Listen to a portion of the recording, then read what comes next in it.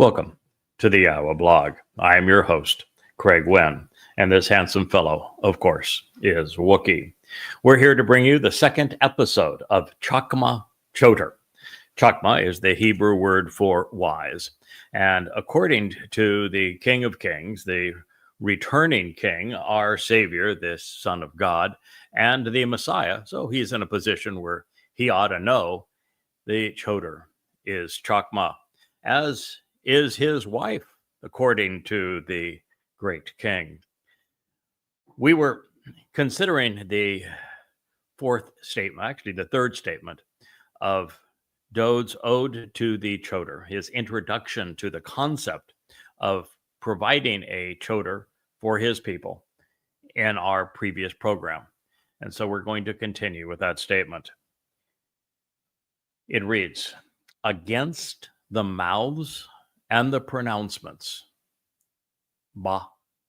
pay, upon the speech in the here and now at the end of the stupidity and stubbornness and corruptness, the simpletons, particularly, and one individual in particular who is beguiling a group of idiots, all who fail to comprehend, of the ignorant and irrational that are mocking the truth by promoting deceptions.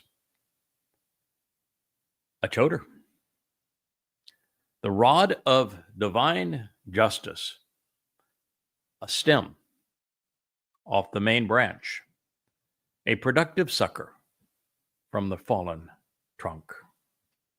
A Choter will rise and he will roar, triumphantly opposing while agitating.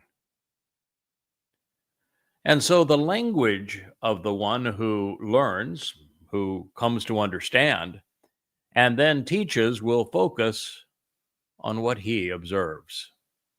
Mashal, word picture, Proverbs 14:3. 3,000 years ago, a king who was a prophet introduced his people to the concept of a Choter. It is rather surprising, then, considering his notoriety, considering that the 14th Mashal proverb has been part of the lore of his people and of his acclaim for all of these 3,000 years, since it is included in the most widely published and distributed book of all time, that not a person on earth, not over the entire 3,000 years, recognized that Dode was speaking of the arrival of a person who would operate under the title Choter. Well, that's not completely true, because there was one other. His name is Yahowah, the great prophet of whom we have the entire scroll called the Great Isaiah Scroll. He devoted what is now called the 11th chapter of his prophetic testimony to the same individual, the Choter. Now, it's kind of interesting that these would be the two men who would speak of this man, and the only two that would speak of him, and that they would be separated by some 300 years, although no one spoke more effectively, more eloquently, more even prophetically of David than did Yahowah. And there is something that they share in common, and that thing is that among the Dead Sea Scrolls, the treasures that have been safely stored for our eyes to see, directly beneath Jerusalem and above the Dead Sea, that the largest repository of scrolls comprise the Psalms and Proverbs that were written by Dode.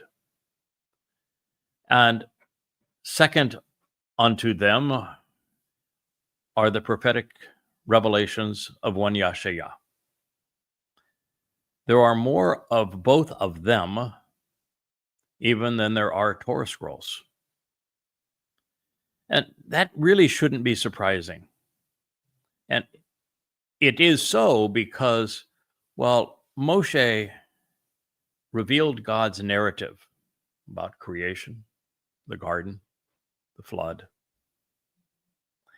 the story of how the covenant was manifest with Abraham and Sarah, and how their relationship grew into the children of Israel, and how they put themselves in harm's way, and how God heard their cry and rescued them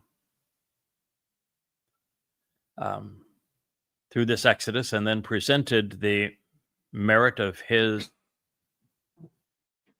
mikre, the invitations to meet and to be welcomed into his presence, detailing the horrors of God's people's behavior all the way along during the exodus, and then as they enter finally the promised land.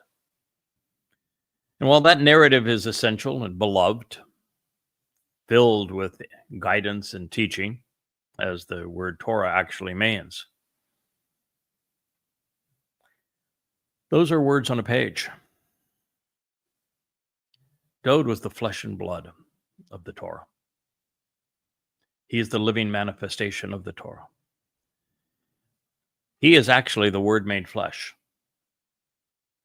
He is the man who walked out of what Moshe had said and had written to embody all that Israel represents, the good, the bad, the beautiful, and the ugly, as well as the man who made the covenant possible. The covenant was established according to Yahweh through Dowd.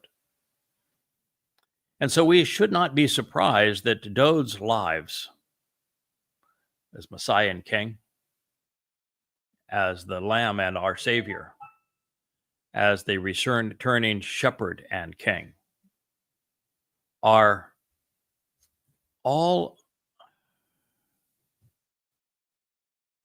documented so beautifully throughout the Dead Sea Scrolls. And that the man who helped us understand his life and how Dowd would be reintroduced to his people, how that story of Dowd would be played out such that finally in the end, after some 3,000 years, what Dowd conveyed to us would be appreciated, that he volunteered to serve as the Passover lamb, perfecting the covenant family on matzah, and then signing our adoption papers so we could be enriched and empowered, inheriting all God has to give on Bikurim. But the treatise that was developed after this introduction to the Choter by Yahowah is the textbook on how to perform in this role that Dowd is the first to introduce. But it is rather amazing that a title that had never even been considered prior to me coming upon it, as I was writing a book called Observations. You'll see it on the shelf behind me. There's 5 volumes of it. And in that book, we began with one of Dowd's mashal. I believe it was the 6th. And I presented the 6th and the 7th mashal because they speak so poignantly of what Dowd would achieve for us and how Christianity would corrupt it and how his own people would malign it. And it speaks in those of a particularly malicious woman that I wanted to pursue through the great prophet Yahowah. So after we jumped out of translating some of Dowd's early mashal in this regard, the commitment was to go through and present Yahowah, very long book.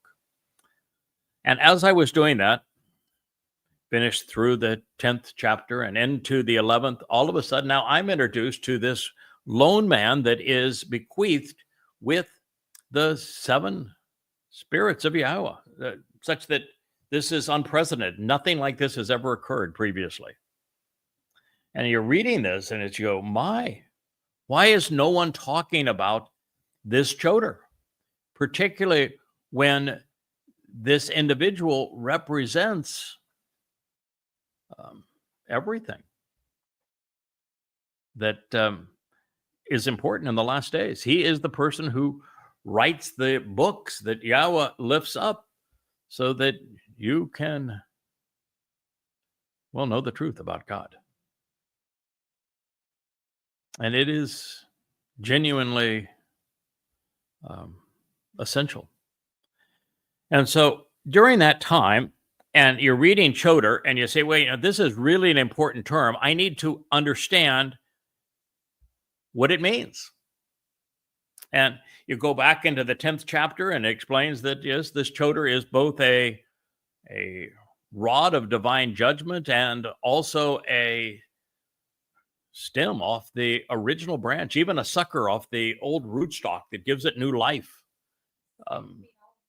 All of these things are presented within Yashayah, but due diligence requires that you go and return to the first time Choter is used. And you find that it's not just a first time, an only other time. And that means it was written 300 years earlier by Dode. That's who introduced us to the Choter. And that's what we're reading right here. So against the mouths and the pronouncements of the stupidly stubborn and corrupt, a Choter. Now, that's pretty clear. That tells you that it is the Choter that is his responsibility is to protest, to oppose the pronouncements of those who are stupid, stubborn, and corrupt, the simpletons who beguile, this group of idiots who don't comprehend, the ignorant, the irrational, those mocking the truth, those promoting deceptions. Boy, it's as if he looked over my shoulder this morning and said, well, welcome to X. It's filled with idiots. And, occasionally we even get numbskulls into our family here and Facebook. And boy, did we ever get them into our inner circle. Not once, but twice, although both were involved the same individual. I guess fool me once, shame on me, fool me twice. Or fool me once, shame on you, fool me twice, shame on me is the line. I couldn't even get my own line straight there. But nonetheless, that's what happened. And that's why this pronouncement on the Choter opens speaking of a woman who imbues everything that is associated with wisdom, intelligence, understanding, being thoughtful. The woman that I met online who read my books and with whom I exchanged hundreds upon hundreds of emails over a 10-year period before we even met. Living embodiment of Chakmah. Being opposed by an exceedingly evil woman, conniving, psychotic. Ewil is the word in Hebrew, which is the word right here for stupidly stubborn and corrupt. A simpleton who beguiles. A class A idiot. Ewil. In Hebrew, the basis of evil in English. And so into that context is where this Choter has been established. It is my job to oppose them. And in this case, this evil woman came from a conspiracy cult. Did the same thing. They claimed my words as their own. And promoted all manner of absurdities. That cult was a little more political in its conspiracies. This one is more religious in its conspiracies. This one, of course, going back to the basis of religion in Babylon with a Mother of God, Queen of Heaven, Mommy Dearest cult. And it is the Choter's job to oppose these things. So, there are I'm sure many of you who, well, not many of you would say it, I don't think, but that have over the years complained.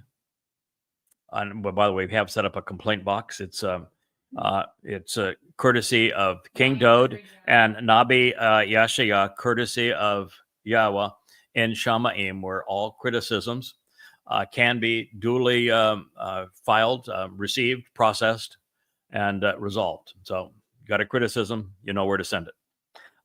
But it is the job of the Choter to be argumentative. That's my job. I cannot suffer fool's will and do this job. Dode couldn't either, nor could Yashaya, and nor does Yahowah. That's why I say if you got a complaint, take it up with them. 1-800-YAHOWAH. So, the bottom line here is that the job is to be opposed to those who are wrong. To emphasize this, there's not many people that have a full appreciation of why I spent the first 3 years of this relationship involved in a singular task. At Yahweh's request, he asked me to begin by exposing and condemning Islam, which I did through Tea with Terrorists and then Prophet of Doom, and now through the 5 volumes of Goddamn Religion. And our next thing on our agenda, after translating the book of Hosea and understanding God's timeline and divorce and his great hatred of religion, the consequence of religion, was to write a book called, at the time, Questioning Paul, and now renamed through the 5 volumes of Twistianity, to expose and condemn Christianity, comparing the Christian statements in the New Testament to what God actually said, to prove that the Christian New Testament is pure trash. And I did the same thing with the Quran, although with the Quran it's more, well, I'm not sure it is really any more entertaining. Both books are actually hilarious. If you read them, there's a great sense of humor that goes throughout them. Matter of fact, for us today, for those listening to this program, you'll know that today we finally dropped the Great Siratan Challenge. It is my rap song to Allah's challenge. They said that no one could out Siratan him. Oh, really? And I want to tell you, nailed it. Won the Siratan Challenge. I have my gold star and seal of approval. You'll find it prominently now posted both on X. I'm sure it's now posted, will be soon, on YouTube. And of course, it is in our family home on Facebook. So, yeah, there's some humor that goes into this as well. Religion is, well, if it wasn't so evil, it would be funny. The things people believe. I was looking at a post on my feed into Facebook this morning, and of this person that published a picture of crucifixion. They just love their dead God on a stick. And then of a empty tomb that is filled with light. And it says, absolute proof in his death that he was fully man. And absolute proof in his resurrection that he was fully God. Just think of that for a moment. That means your God can't be any bigger than a man. A dead man on a stick, as a matter of fact. A man that you can put in a rock tomb. A God you can lock up in a rock tomb. Oh, but he's really a special man God because he could roll away the stone in front of the tomb. That makes him really God. If your God is so damn small that he's about my size, you don't have much of a God. If your God is so anemic that, as you claim, Jews killed him, then maybe you're worshiping the wrong thing. This notion that Jesus, who, by the way, never existed, nothing but a crude counterfeit and myth, was God, is so ludicrous. I mean, this is the kinds of pronouncements of the stupid, evil simpletons that beguile we need to be condemning because, well, if he was God, why didn't he ever say God's name? If he was God, then why didn't he write anything down? Because that's God's style. He wrote everything down. If he's God, why didn't he speak Hebrew? Why didn't he write in Hebrew? Why didn't he leave a lasting legacy for us? If he was God, then why does his statements contradict the statements of God? If he was God, why is he represented by a man who claimed to be demon possessed, who claimed by his own admission that he was a sexual pervert, who said that he was a mass murderer, by a man who claimed that he was the bestest of the rabbis, even when the myth condemns the rabbis? I mean, it's so preposterously stupid. You want to pretend that your Jeebus is God, and yet he didn't write a word down? And you're reliant on nincompoops like Paul that were stunningly irrational, contradictory? And Paul's premise is God couldn't save anyone. Torah can't save, the prophets can't save, God can't save anyone. If you rely on what God had to say, you're dead. Matter of fact, if you're circumcised, nothing can save you, even though that's the sign of the covenant. The Torah is incapable of saving anyone. All it can do is condemn. So, because God realized, boy, I must be a total failure at all of this. In fact, I don't even know my son's name. I thought it was Dode. I thought Dode was the Messiah. I thought Dode was the Savior. I thought Dode was the king. But evidently, I am really as old as he says I am.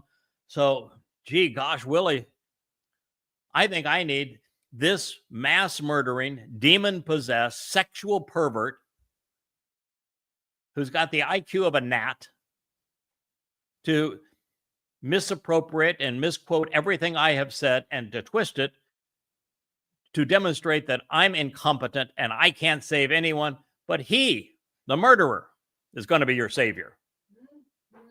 And then he's going to introduce to you a counterfeit of the fellow I thought was my son because I said so 3 times, Dode. The fellow I thought was the Messiah because I called him the Messiah 3 times, Dode. The fellow I said was the returning king, at least I thought so because I wrote about it regularly. But, then again, Paul says I'm stupid. Paul says I can't do anything. I'm impotent. So maybe Paul's right, huh? That's your religion. And you want that rubbish to be fully God? If that's your God's not a whole hell of a lot better than a rat. Really?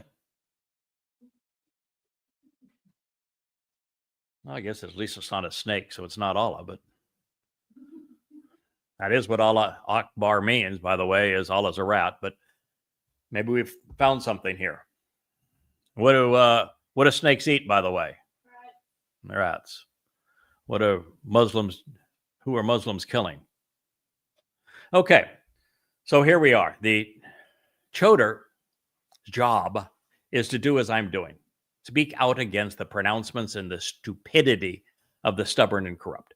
And because this began with the evil woman, and because this evil woman is the one that is running this mother goddess cult now that stole people who were very productive in the conveyance of this message, and some who were not all that productive, but nonetheless started her cult with it. I exposed them. They went dark. They came back. I exposed them again. They went dark. Who knows what they'll do next time. But this time, they really put their foot in it. Because this time, their primary teaching was a condemnation of Leah, my wife, doing exactly what this mashal says. And this time, they've done exactly what Paul did as the wolf in sheep's clothing. They're wearing me like a skin, copying everything, projecting themselves as if they were me. Dode's not pleased with that. So he says, so the Choter, you speak out against the mouths and the pronouncements of these evil, stupidly stubborn and corrupt people. As for the meaning of Choter, well, it is a title, and therefore it should just be transliterated. When God uses titles, they all convey a meaning. Every one of the some 20 titles that he's ascribed to this mission that he has asked me to complete on behalf of his people has descriptive titles. Things like Kol, which is the voice of God. Bashar, which is the corporeal, physical, human herald of the king. Adama Parah, productive and bloody red man of the earth, who serves as the bull. Man out of Edom, a person who comes from this place where there was a split in the family of God, who, according to Yeshua, saves a great many. Man called a Nakar, an observant foreigner, named Yada, one who knows. This is the story that Yahweh was telling, even through Zeroah, one who cultivates the seeds for a productive harvest. It is so many of these descriptive titles, like Choter, Ed, witness. And Choter is a rod of divine justice. Now, just a clue here for those sleuthing along with us and trying to glean as much as you can out of the evidence. It's a really stupid idea to attack the guy who Yahweh is assigning the responsibility. Oh, you can say, okay, Dode is assigning the responsibility. Well, Yahshua, it's Yahweh assigning the responsibility. Here, it's Dode. But since Dode's king, and he has been established in that role by God, I don't think there's really any difference in those two. But the person who has been given the responsibility of being the rod of divine judgment, he is not the guy you want to oppose. Now, maybe that's why they decided they would attack my wife. But how do you think I'm going to respond to that?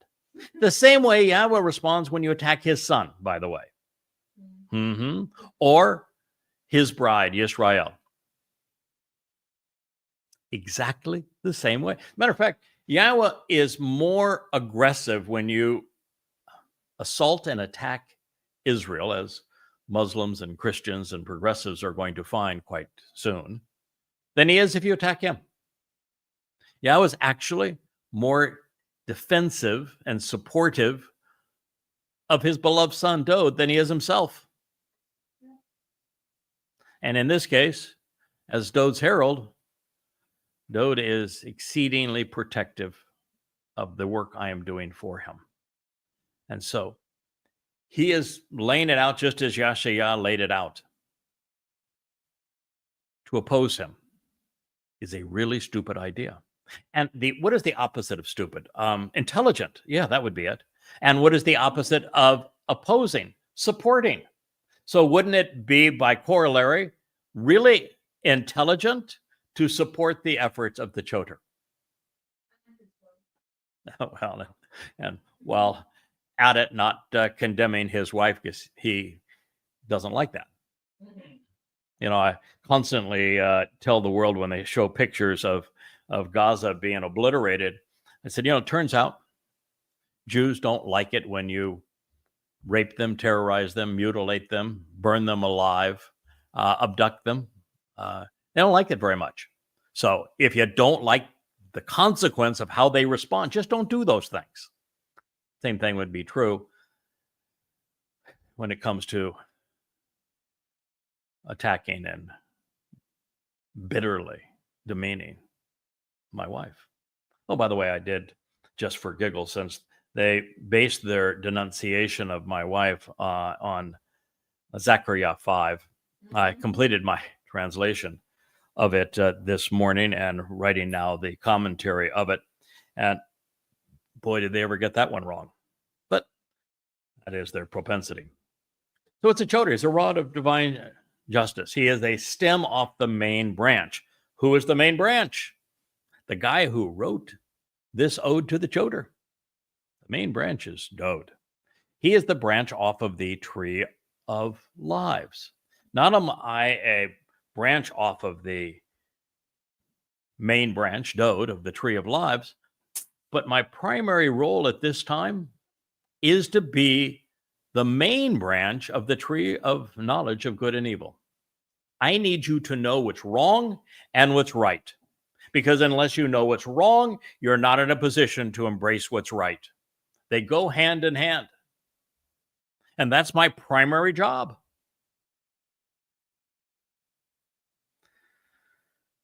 And he's also a productive sucker from the fallen trunk. And that is essential because when you read what Yahowah would write about being firmly established and nurtured and grounded in the rootstock of Ishe, of one who stands out and noticed and therefore tied in with Dode in terms of paternity. You realize that it is the stump of Yisrael that God is talking about. When there are two olive trees, one on left and right side of that menorah, as we considered in the previous chapter of, in fact, the chapter we're currently reviewing of Zechariah, the 4th chapter, the olive tree that has represented Yisrael has fallen over. And it's just a stump left. And so the roots still have life. And so to make that tree productive and fruitful again, Parah, which is, by the way, one of the names of titles of the Choter, then a sucker needs to grow from it. And one of the things that's interesting, there are plants where suckers are considered non-productive. But when it comes to an olive, a sucker will bear fruit.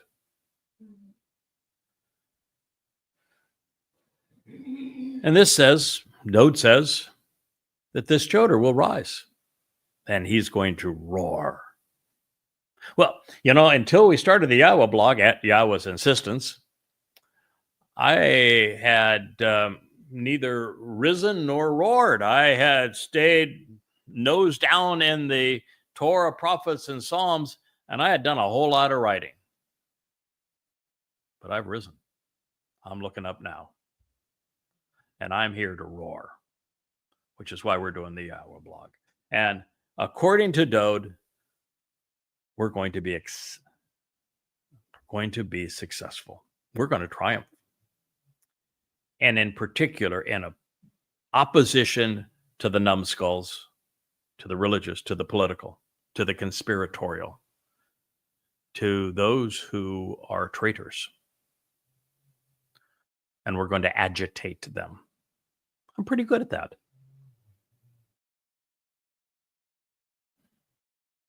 And so the language, this is Shafah, the lips, the language, the spoken words, also a product now of the YAHOWah blog, of the one who learns, or has learned, but still learning, the wealth of knowledge that is in the books behind me, the 35, all free at YadaYah.com. I'm not trying to sell you anything. Go to YadaYah.com. You can read all of them for free. They average about 650 pages to 700 pages a piece, and there are 35 of them. A lot of material to process.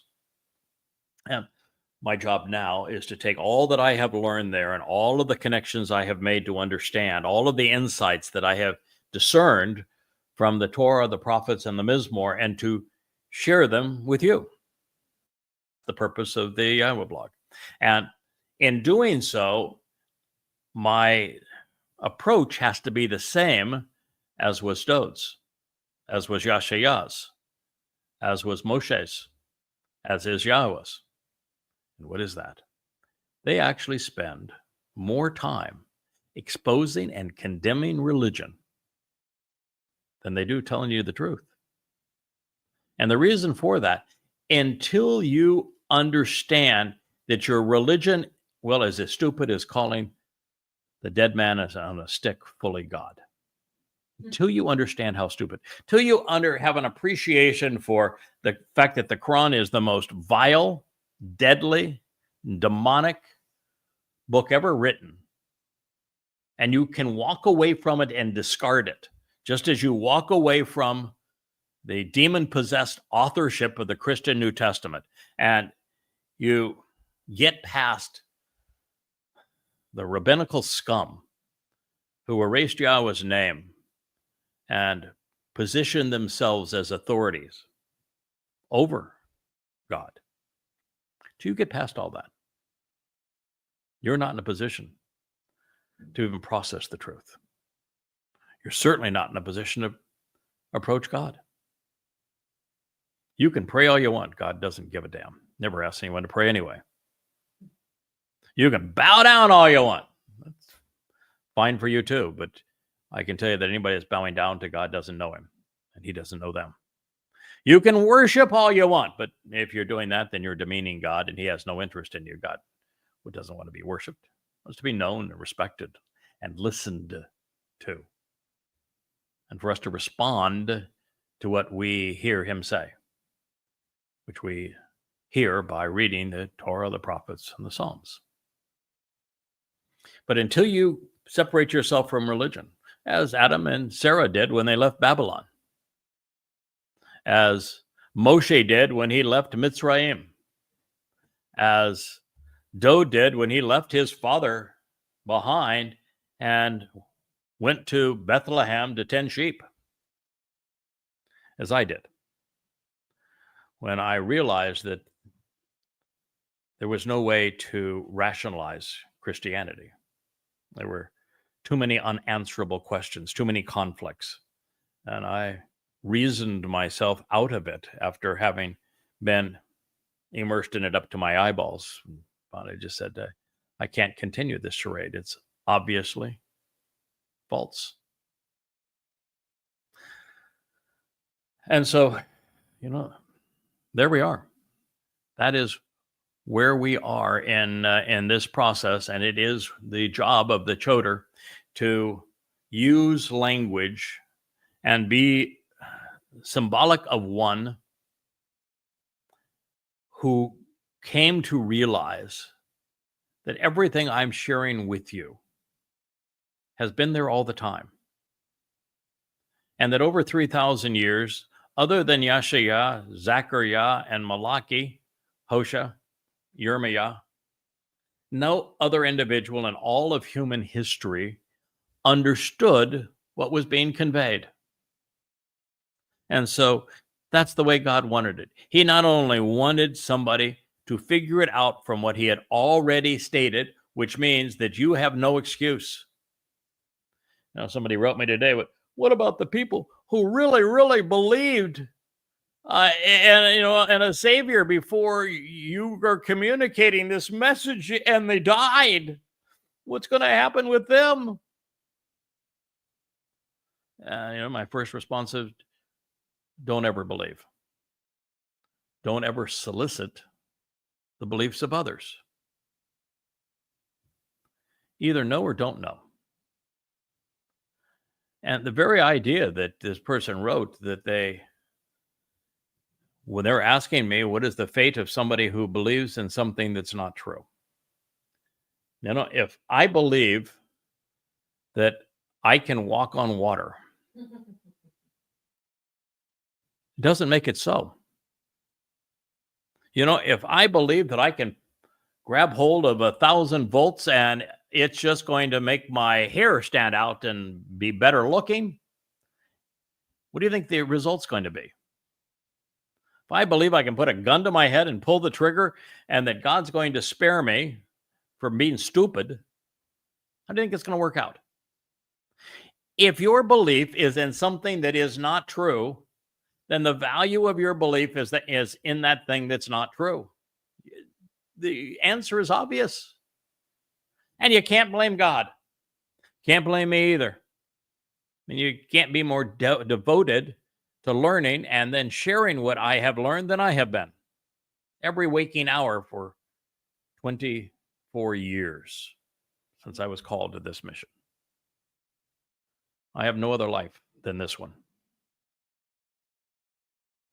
And you can't blame God. That's the whole point of this. It was always there. It's been there for 3,000 years. So you have no excuse. People just didn't take God seriously. Too busy praying and bowing and worshiping to bother actually considering what God said.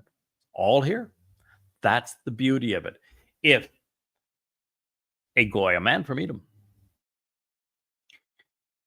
can learn what is true and put all the pieces together to present the entire portrait for you, then there's no excuse. Anybody else could have done it, but no one else did. We only have ourselves to blame. He who learns and comes to understand and then teaches. What do you think this word is? What are we calling this series? Choter? Chakmah, Choter? Well, this is Chakmah. Chakmah is a verbal form of Chakmah, which is a noun.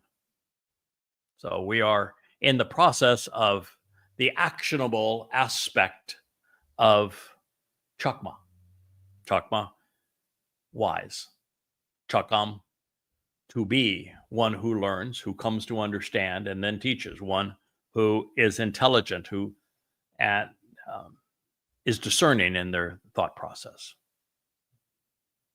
So Dode here, and this is Mashal, word pictures, Proverbs 14:3. Dode presents the Choter rising up against the pronouncements of the stubbornly corrupt and those they beguile.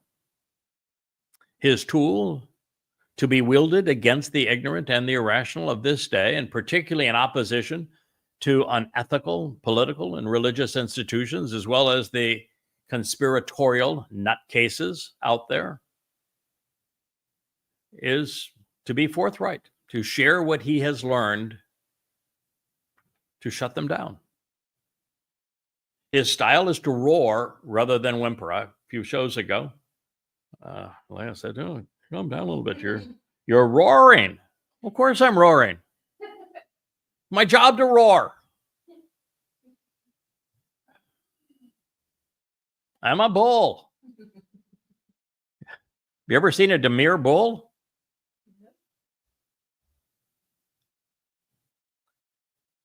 So it's a tool to be wielded against the ignorant, the irrational, to be deployed in opposition to the unethical, to literally roar, to rise to the occasion rather than shirk responsibility. The Choter is an agitator. He's not a conciliator. Doesn't do any conciliation.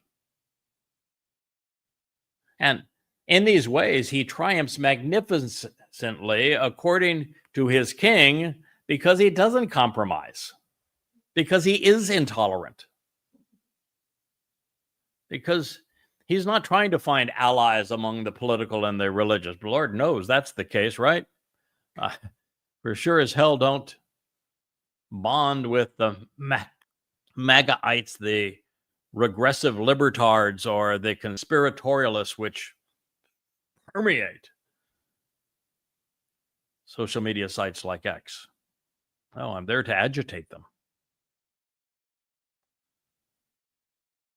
Also worth noting, when combating idiots, the Choter is more a rod of divine justice, whereas he becomes a productive branch when sharing what is learned.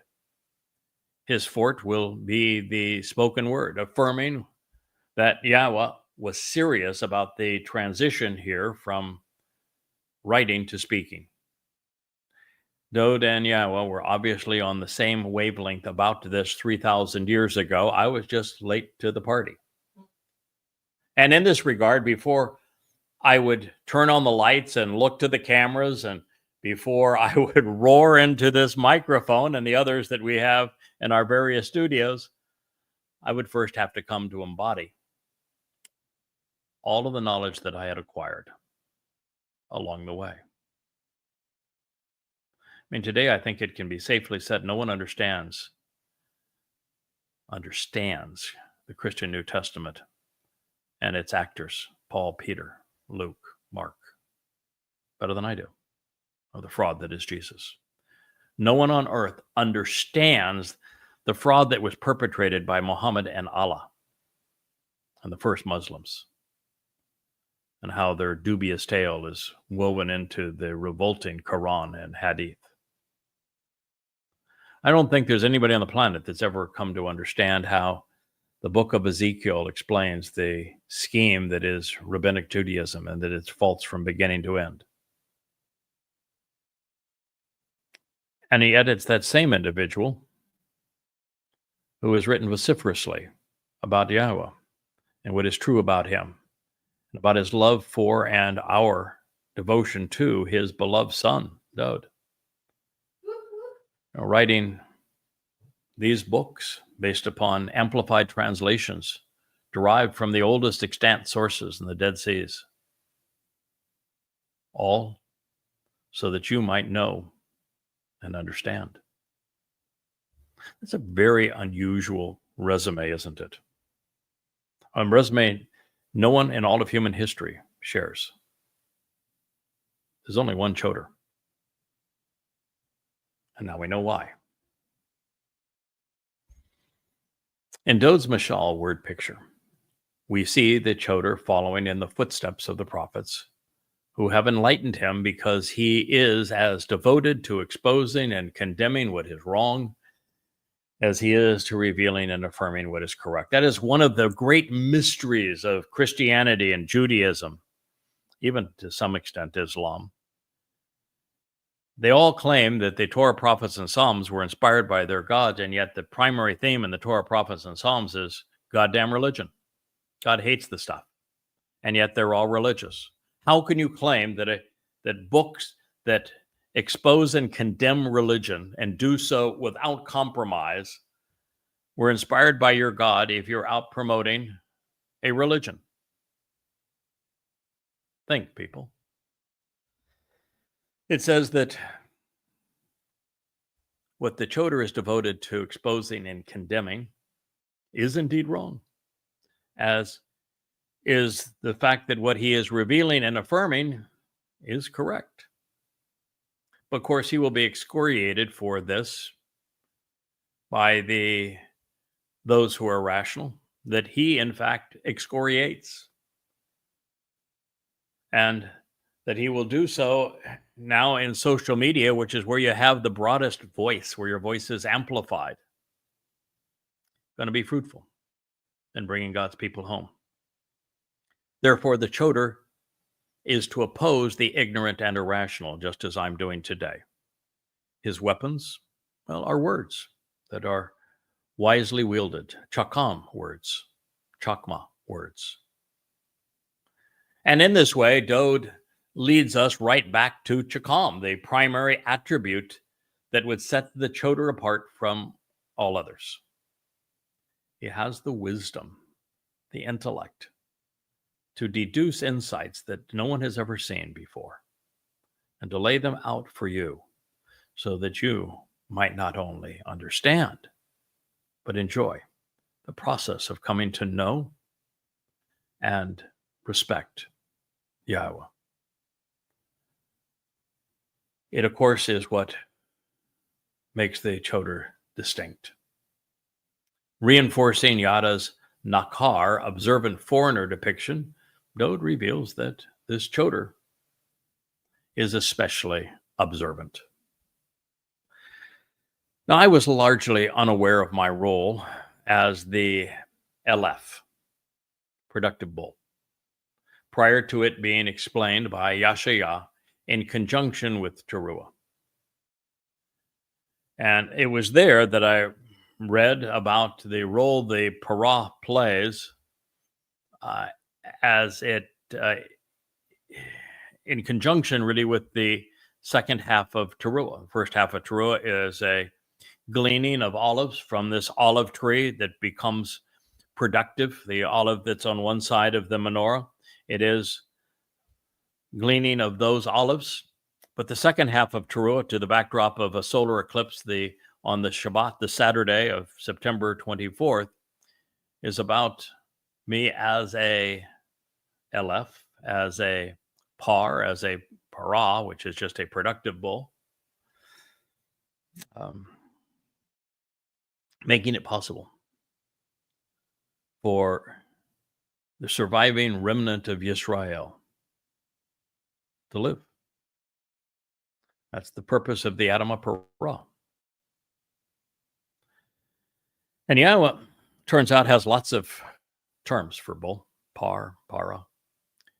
Aleph is one of them. We're going to even hear a fourth in this pronouncement. Dod's vocabulary was rife with these words as well. He knew them. And each of them has a slightly different shading because God uses titles to explain the purpose of those he's deploying as implements. And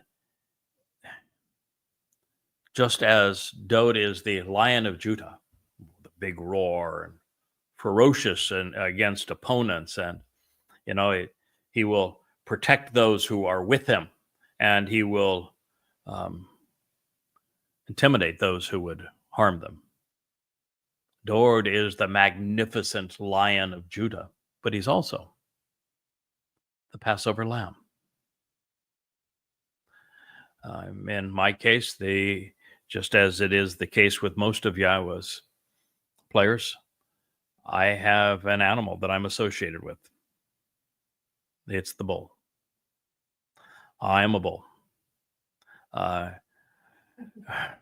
Stamping out all manner of snakes, and serpents, and demons. I'm aggressive. I got big horns. And bulls are protective, particularly of the bovines and their care, under their stewardship, just as lions are protective of lionesses. Well, Aleph is a learned and productive bull. But Aleph is actually the Hebrew word also for 1,000-fold, to increase 1,000-fold. So he's saying without the Aleph, this learned and productive bull who increases 1,000-fold by this magnitude, an abundantly prolific and industrious bovine from Aleph, to learn, to become familiar with the lesson such that the student actually owns the material and can teach it without hesitation or equivocation when prompted. Pretty powerful term, isn't it?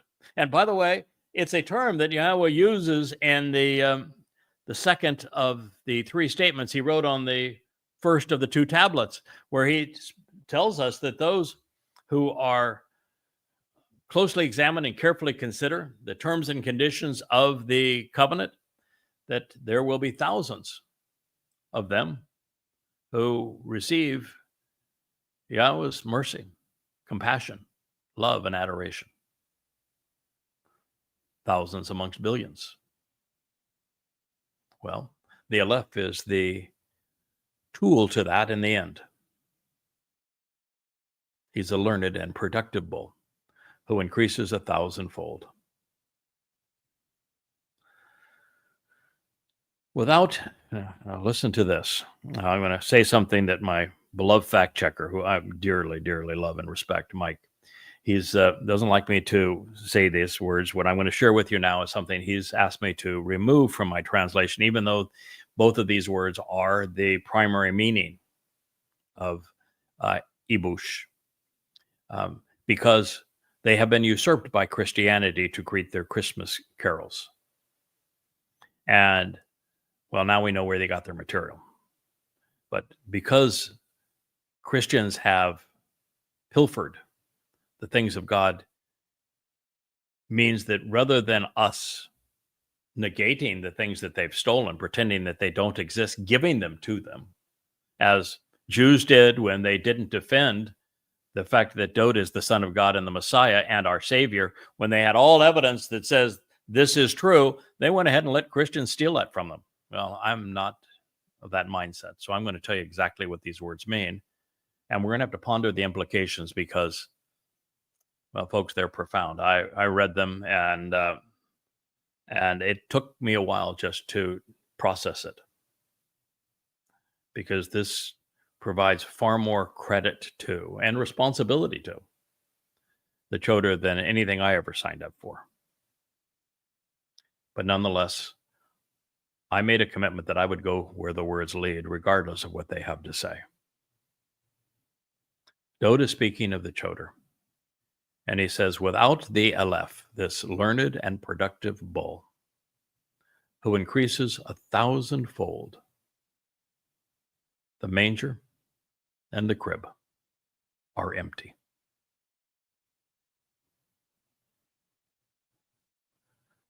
Without the Choter acting as the Aleph, learned and productive bull, who increases 1,000-fold, who is abundantly prolific and industrious, who learns, becoming so familiar with the lesson that he owns the material to the point that he can teach it without hesitation.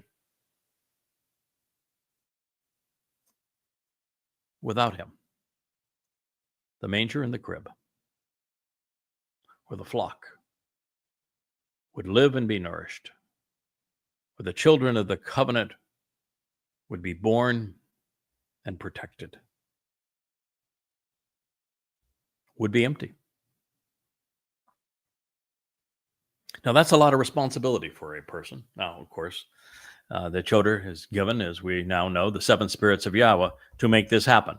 He has the endorsement of the King of Kings going for him. And God is the responsible party that's going to make this so. But nonetheless, God works through people, and through this Choter, through this learned and productive bull, who increases 1,000-fold, the manger has sheep. The crib has children. And without him, they don't. Think of that. I mean, the responsibility of that. And then put it in the perspective of what we know. According to Yahweh, and the evidence is clear, from 3000 BCE, when Dowd wrote these words, for example, when he explained in first person that he was going to fulfill Pesach, Matzah, and Bakorim, that he said, I am going to be that guy that is crucified, that I'm going to be the one who takes your guilt into Sheol to deposit it there so that you're perfected, and then I'm going to be the firstborn of firstborn children. When he wrote about that, and we find in all of his Mizmor that he's constantly talking about his role that he has volunteered to fulfill. And we come upon Yahweh's name, and we come upon the terms and conditions of the covenant, and we come upon the purpose and the meaning of each of the 7 Moed Mikre and what they contribute to us, and when they have been fulfilled and will be fulfilled, and by whom. That none of that was known from the time that of the last prophet 2,500 years ago to the time that Yahweh asked me to perform in this way. No one. God said, I looked for someone. I never found anyone who would listen to me. Not a single soul knew any of this. And then, wham. Yahweh says, you're my guy. I'm going to make it possible for you to know this. And once you know it, you're going to share it with my people. You're going to write it down and then speak it out. And if that did not occur, there wouldn't be a single member of the covenant family. There would be no Shabuah harvest. There would be no Teruah gleaning. There would be no adulterous woman that is perfected so that she can be betrothed to her returning king and Messiah Dowd. There would be no one that knew Yahweh's name. You can't even imagine the possibility that after 3,000 years of nothing, that all of a sudden, all of this suddenly becomes known and accepted without this intervention, because this is the only place that it has been introduced to you. And all of that time.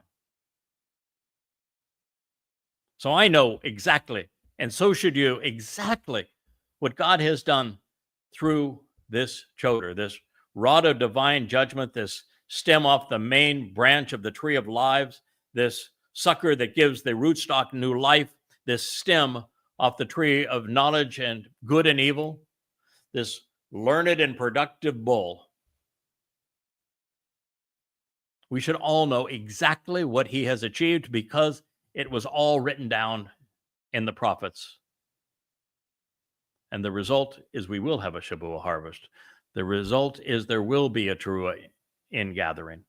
The result is the adulterous woman will be prepared to be betrothed to her returning king, Dowd. And that there are people who are embracing the truth that Dowd is the Messiah, the Son of God, and our Savior, not that counterfeit and misnomer.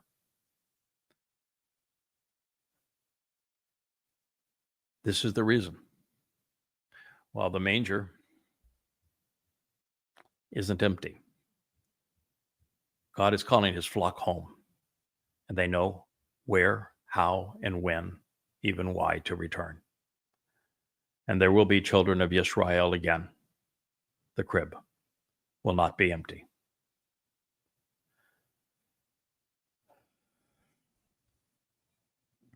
That's just half of Mashal Word Pictures 14:4. The other half reads, and yet a large, great, productive, and abundant harvest will be derived and produced by the authority and capability, the empowerment and the effort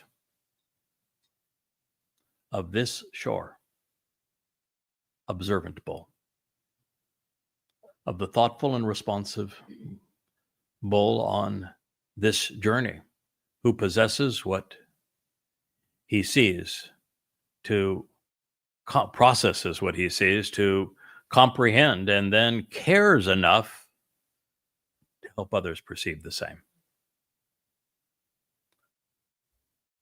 So, a great and productive, an abundant, a widespread and plentiful, a rob, an impressive harvest will be derived and produced, tabuah, yielded and gained, of great value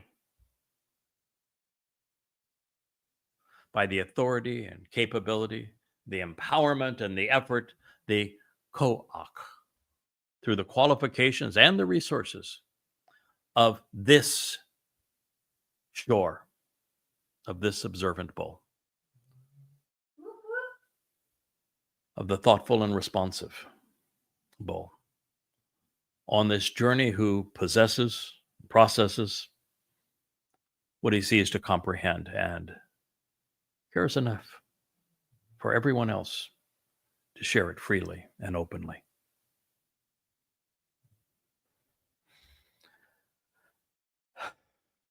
That and the previous statement that I've shared with you today were written by the most brilliant man who ever lived, the most articulate man who ever lived, the one man chosen by God above all others,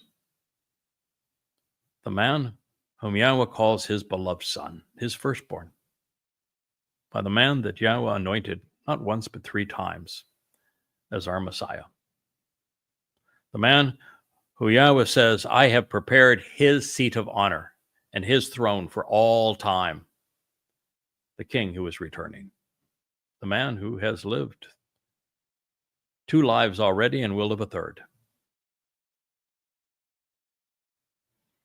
the ultimate shepherd, the exemplar of his people, the great defender, wrote these words about a man. Now you have some idea as to why Dowd introduced this mashal about this man, what this man would achieve. Now, he's not working on his own. We read in Yashayah, he's got the 7 spirits of Yah, and The most important of them is Chakmah. Got to have the Chakmah to be a Choter, to be the Choter. This is not an addition. He has no rivals. There isn't a second. It's like when Yahweh told Miriam, "You're an idiot. I speak through Moshe. And at this time, I'm not speaking through anybody else. And I'm so disgusted that you would claim that you also speak for God. If your father spit in your face, even if he did so, I would discard you, cover you in leprosy and shame."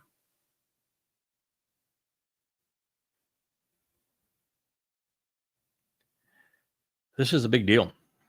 It's when a big deal is when the single most important person in the history of humankind says that without this fellow, this Choter, this rod of divine judgment, this stem of life, filled with Chakmah, wisdom, who exposes and condemns all of the evil of this world, without him, and without this man being a learned and productive bull who increases 1,000-fold,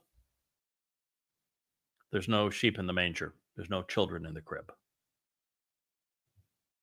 It's all for naught. And so, as a result, a great, a productive, an abundant, a widespread and plentiful, even impressive harvest is going to be derived and produced, tabuah, yielded and gained of great value by the authority and capability, the empowerment and the effort of this shore, this observant bull, this thoughtful and responsive individual on this journey who possesses and processes what he sees, what he observes to comprehend, and then is compassionate and caring enough to share what he has learned. Now, ladies and gentlemen, this is as remarkable, wonderful, intimidating as anything we'll ever read. And it is also insightful because guess what? The man whom Dode used two terms to describe him as a bull, Eleph and Shor. Well, he is the same fellow that Moshe referred to as the Adam of Parah, this bloody red man of the earth who is a productive bull.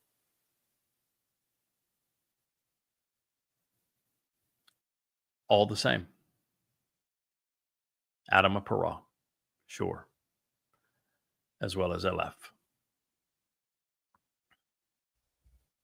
He's also the Zeroah and the one responsible for cultivating the Shabuah and Teruah harvest.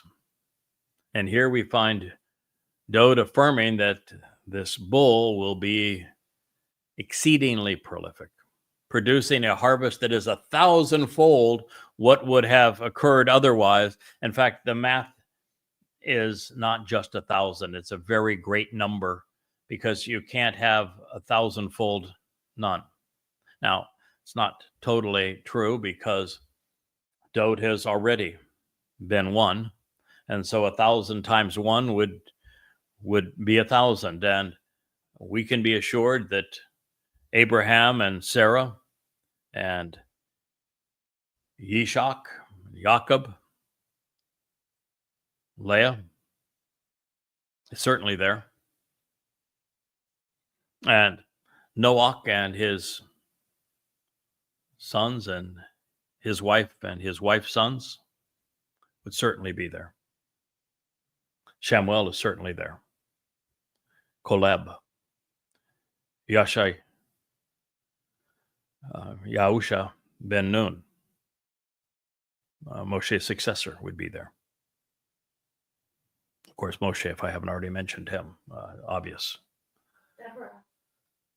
Deborah, yeah, absolutely. And so when we look at the people who stayed the course, Ruth, who listened, who responded, who did and said the right things all the way through the process. It's that number that is being increased 1,000-fold. Very encouraging, isn't it? Yeshayah, of course, is in this company. Yirmiyah, Hosha, Zechariah, Malachi, Yoel. They're all in this company.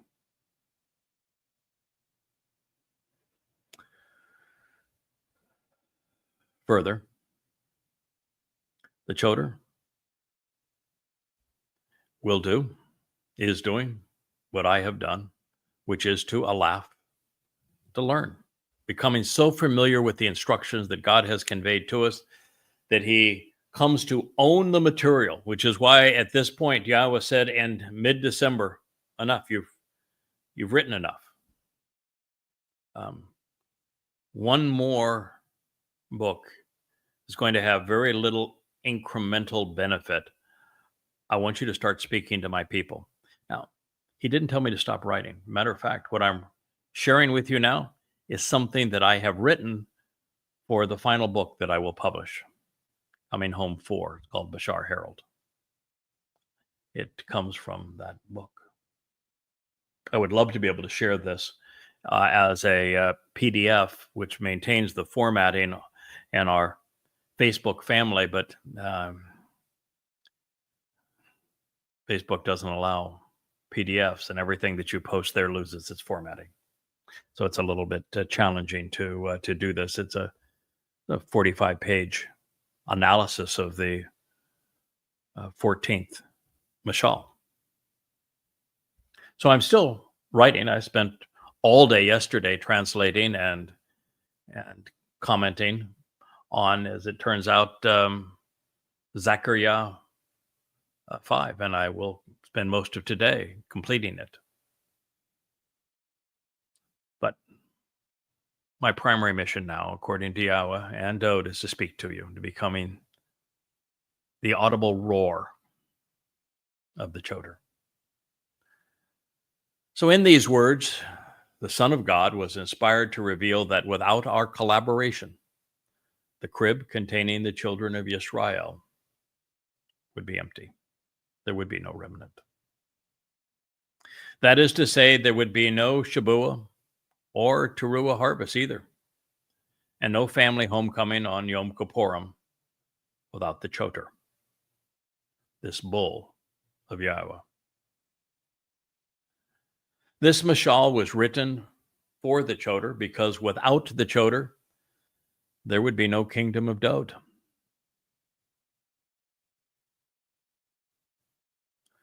As big deals go, this rivals the most important in the human experience.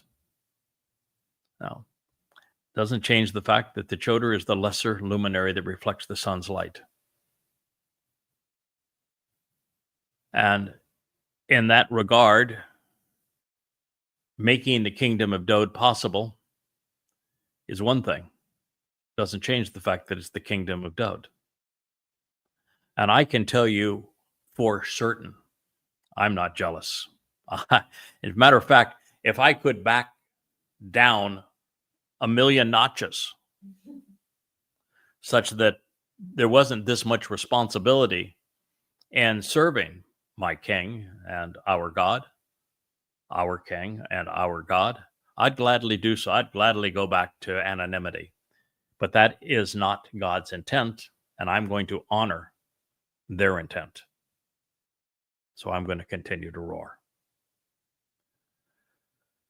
Now, recognizing that King Dode just stated that without the bull who serves as the Choter, the covenant's crib would be barren. We must not overly credit the Messiah's herald. Yeah, those are big pants to wear. That's a tall order to fill. However, apart from what Yahweh does with him and through him, enables for him, Yahweh is just a man. flawed and as inadequate as all other men. But God does his best work through flawed implements. Look at Daud. Look at Moshe. And yet, even though Yahweh does his best work with the likes of the Choter, in the Choter's case, God gave me every advantage. I would have to be an ignoramus to screw this up. So long as I'm willing to devote the time, so long as I stay focused, so long as my brain continues to function as it does, and I remain reasonably articulate, so long as the processor continues to work, then with the benefit of the 7 Ruach of Yahweh and of Chakmah being the first of the special capabilities that are being provided by the Spirit of Yahweh, it is by working together that we will produce Rab, Tebuah, an abundant harvest, both widespread and plentiful, even a harvest of great value. In this regard, Daud, of course, is speaking of the Moedim, the restoring witnesses to the promise of the Shabuah, 7 Shabat, harvest, and the Yom Teruah, day of the herald, and all that will happen on these days. Therefore, we are reminded that the Choter is operating on Yahweh's schedule, on his authority. He's empowered and enabled by Yahweh's Spirit. And that notwithstanding that Yada is the bull, and he is going to be industrious, and he's going to invest the effort to prevail.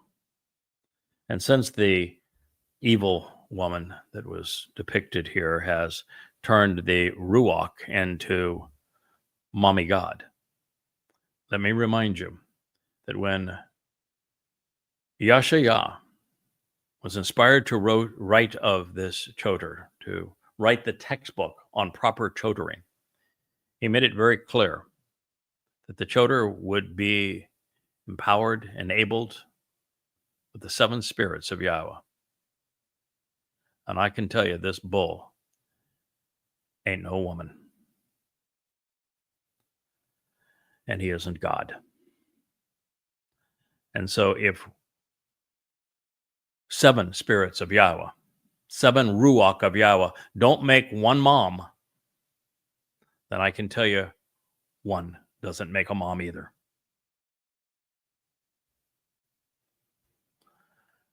God is our Father. He is not our mother. Now, making sure we wouldn't miss the connection between Adamah Parah and Eleph, this learned and productive bull who increases 1,000-fold. Our king speaks also of a shore, of an observant bull who is thoughtful and responsive, one who loves to learn and then to share and teach. He knew these things because Daud was a prophet, and he saw the events as foretold by Yahshua and Zechariah in advance of the others. The primary purpose of the Choter is to serve. And we will pick up this story in our next episode of Chakmah Choter. I thank you for listening. I am the Choter, speaking for Yahweh on behalf of our King, Daud. Thank you for listening.